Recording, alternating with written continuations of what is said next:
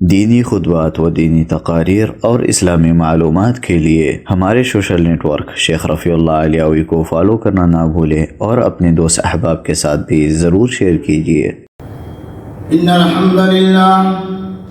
نحمده ونستعینه ونستغفره ونعوذ باللہ من شرور انفسنا ومن سیئات اعمالنا من يهده الله فلا مضل له ومن يضلل فلا هادي له وأشهد أن لا إله إلا الله وحده لا شريك له وأشهد أن محمدا عبده ورسوله قال الله سبحانه وتعالى يا أيها الذين آمنوا اتقوا الله حق تقاته ولا تموتن إلا وأنتم مسلمون يا أيها الناس اتقوا ربكم الذي خلقكم من نفس واحدة وخلق منها زوجها وبث منهما رجالا كثيرا ونساء واتقوا الله الذي تساءلون به والأرحام إن الله كان عليكم رقيبا يا أيها الذين آمنوا اتقوا الله وقولوا قولا سديدا يصلح لكم أعمالكم ويغفر لكم ذنوبكم ومن يطع الله ورسوله فقد فاز فوزا عظيما فإن أحسن الحديث كلام الله وخير الهدي هدي محمد صلى الله عليه وسلم وشر الأمور محدثاتها وكل محدثة بدعة وكل بدعة ضلالة وكل ضلالة في النار اللهم صل على محمد وعلى آل محمد كما صليت على إبراهيم وعلى آل إبراهيم إنك حميد مجيد اللهم بارك على محمد وعلى آل محمد كما باركت على إبراهيم وعلى آل إبراهيم إنك حميد مجيد معزز سامعین کرام، حاضرین جمعہ، آج بتاریخ 6 شعبان 1442 ہجری مطابق 19 مارچ سن 2021 عیسوی کے اس خطبہ جمعہ میں میرا عنوان ہے ماہ شعبان کی فضیلت اور اس کی بدعات۔ اولاً تمام تعریف اللہ رب العالمین کے لائق زیبا ہے جو ساری کائنات کا خالق اور مالک، مربی اور پالنہار ہے۔ درود و سلام نازل ہو تمام انبیاء کرام پر اور خصوصیت کے ساتھ ہمارے آخری نبی جناب محمد الرسول اللہ صلی اللہ علیہ وسلم پر۔ میرے بھائیو، ماہ شعبان اسلامی سن ہجری کا 8واں مہینہ ہے۔ اس کی فضیلت کے لیے اتنا ہی کافی ہے کہ یہ وہ مہینہ ہے جس میں نبی کریم صلی اللہ علیہ وسلم نفلی روزے کثرت سے رکھا کرتے تھے۔ حضرت عائشہ رضی اللہ عنہ بیان کرتی ہیں کہ کان رسول اللہ صلی اللہ علیہ وسلم یصوم حتی نقول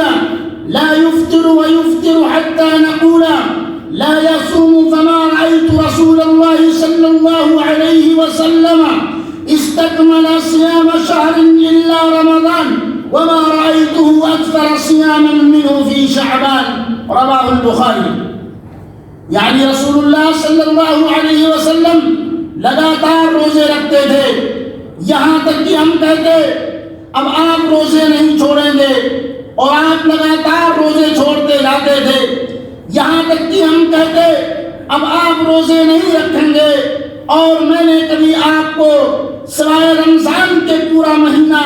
روزہ رکھتے ہوئے نہیں دیکھا، اور میں نے آپ کو شعبان سے زیادہ کسی مہینہ میں نفلی روزہ رکھتے ہوئے نہیں دیکھا۔ ایک حدیث میں اس کی حکمت میں نبی صلی اللہ علیہ وسلم نے بیان فرمائی۔ حضرت اسامہ بن زید رضی اللہ عنہ بیان کرتے ہیں، قلت یا رسول اللہ لم اراک تصوم شہرا من الشہور ما تصوم من شعبان قال ذلك شهر يغفر الناس عنه بين رجب ورمضان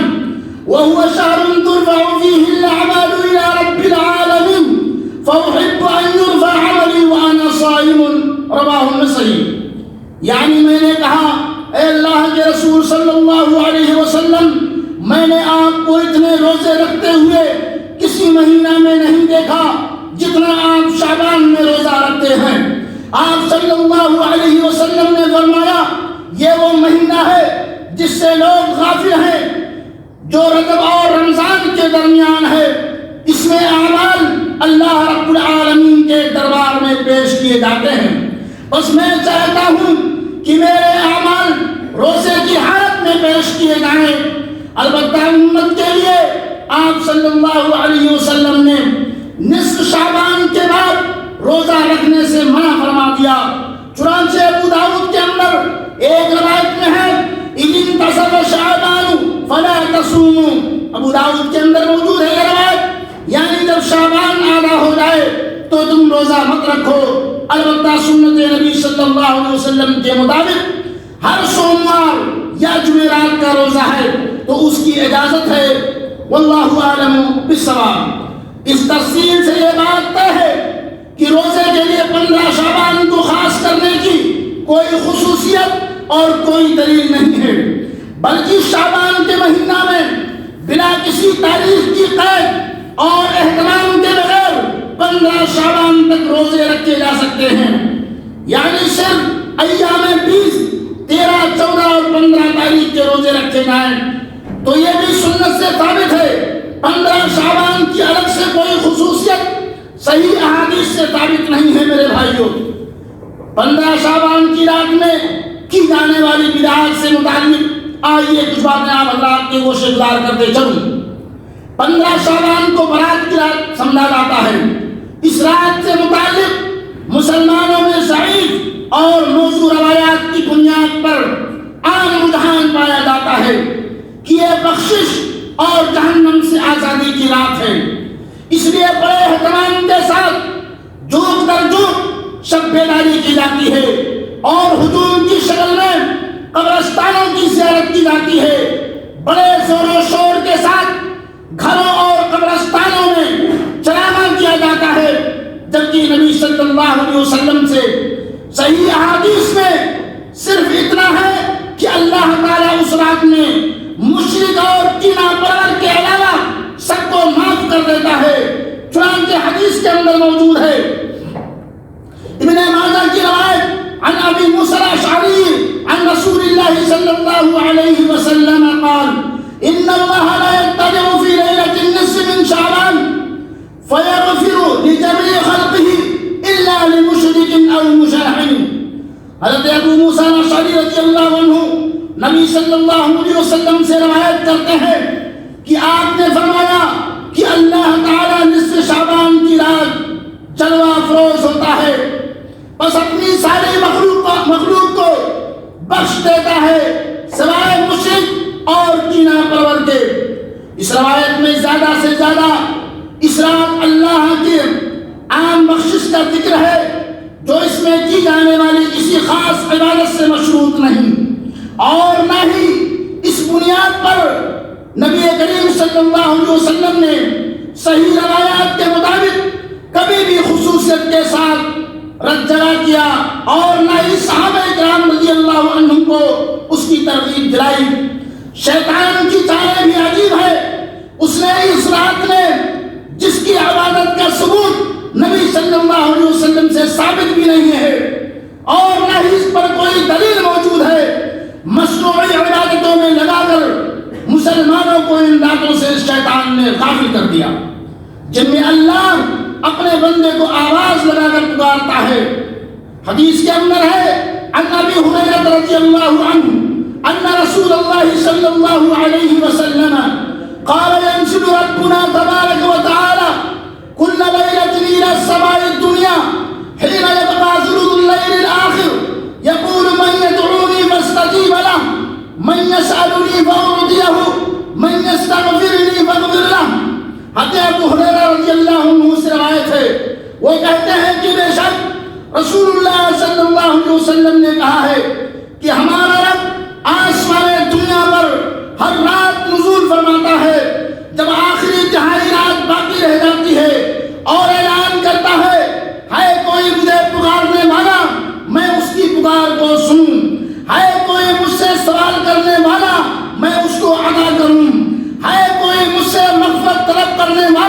کہ میں اس کو بخش دوں۔ چنانچہ واقعہ یہ ہے کہ آج کا جاہل اور بدعتی مسلمان اسی رات کو عبادت کے لیے اپنے لیے کافی سمجھتا ہے۔ ساری رات ساری عمر عبادت نہیں کرتا،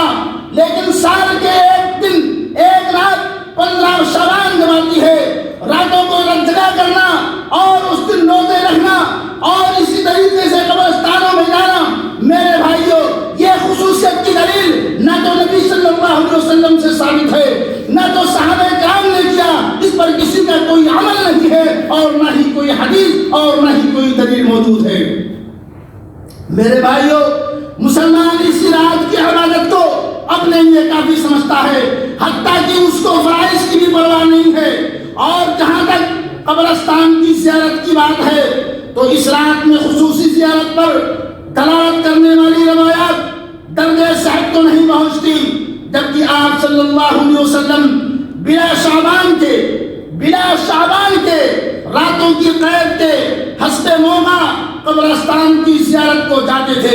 صرف شعبان ہی کے مہینے میں نہیں، اور بلا قید کے عام دنوں میں بھی اللہ کے نبی صلی اللہ علیہ وسلم قبرستان کی زیارت کے لیے جایا کرتے تھے۔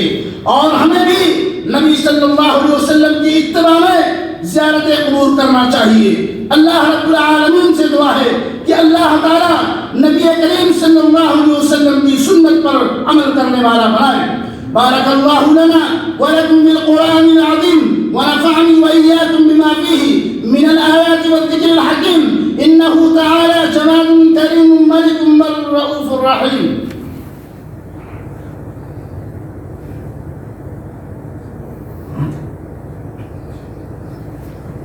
الحمد لله على إحسانه والشكر له على توفيقه وامتنانه، وأشهد أن لا إله إلا الله وحده لا شريك له تعظيما لشانه، وأشهد أن محمدا عبده ورسوله، أما بعد۔ حضرت عائشہ رضی اللہ عنہ بیان فرماتی ہیں كان رسول الله صلى الله عليه وسلم كلما كان ليلتها من رسول الله صلى الله عليه وسلم يخرج من آخر الليل إلى البقيع فيقول السلام عليكم دار قوم مؤمنين وآتاكم ما توعدون غدا مؤجلون وإنا إن شاء الله بكم لاحقون اللهم اغفر لأهل بقيع الغرقد، رواہ مسلم۔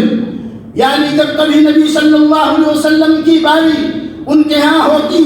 تو آپ صلی اللہ علیہ وسلم رات کے آخری پہر میں جنت البقیع چلے جاتے، بس وہاں آپ جاتے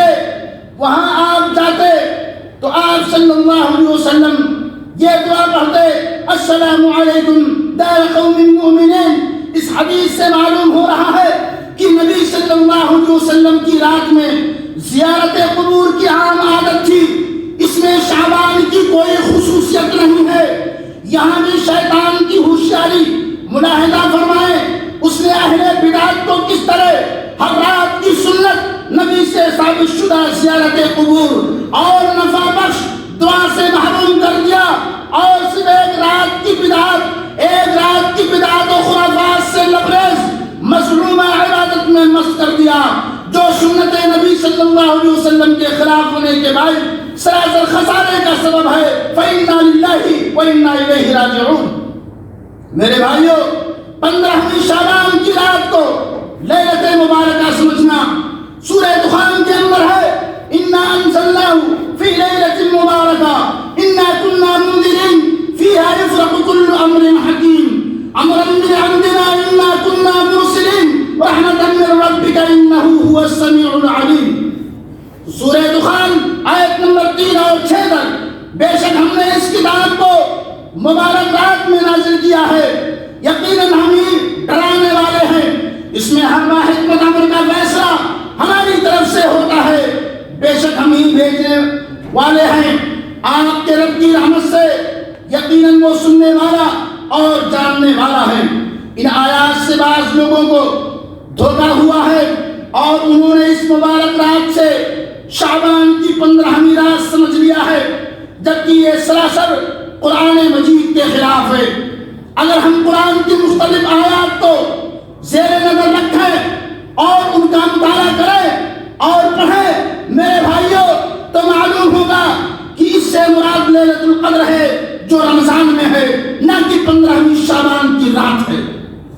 چنانچہ اس رات میں نزول قرآن کی بات کہی گئی ہے، اور یہی بات لیلۃ القدر کے بارے میں بھی ہے۔ اللہ رب العالمین فرماتا ہے انا انزلناہ فی لیلۃ القدر، ہم نے اس کو لیلۃ القدر میں نازل کیا ہے۔ گویا کہ لیلۃ القدر لیلہ مبارکہ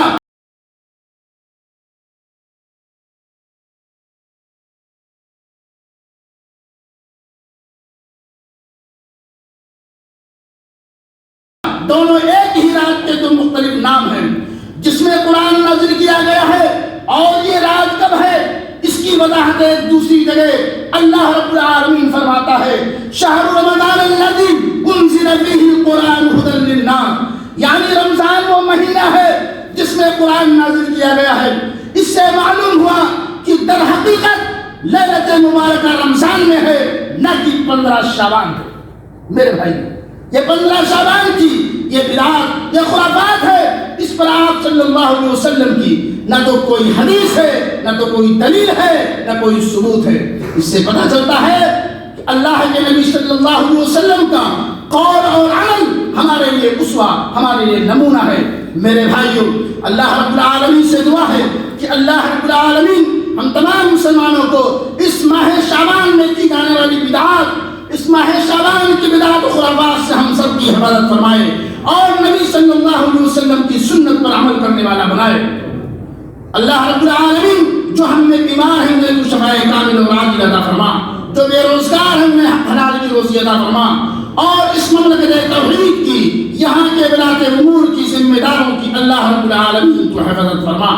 عباد اللہ، ان اللہ یأمر بالعدل والإحسان وإیتاء ذی القربى وینہی عن الفحشاء والمنکر والبغی یعظکم لعلکم تذکرون فاذکروا اللہ یذکرکم وادعوہ یستجب لکم ولذکر اللہ اکبر واللہ یعلم ما تصنعون وآخر دعوانا ان الحمد للہ رب العالمین۔